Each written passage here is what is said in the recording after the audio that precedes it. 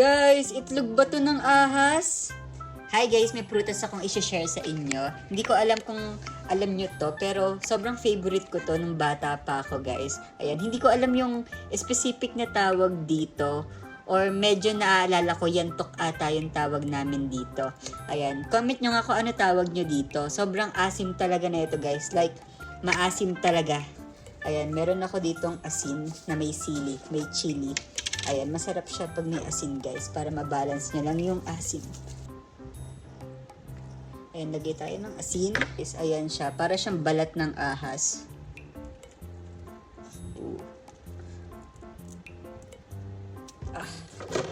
Ayan, tikman natin guys.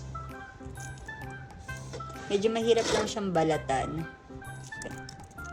Ayan yung itsura niya. Ayan, pag binalatan siya. Tapos sausaw natin sa asin.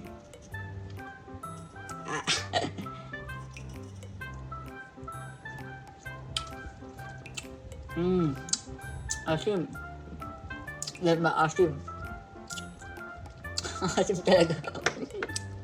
Wala pa akong tubig. Magbalat ulit tayo.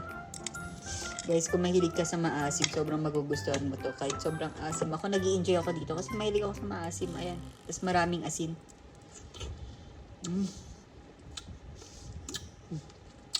So, yun lang. Try nyo rin to.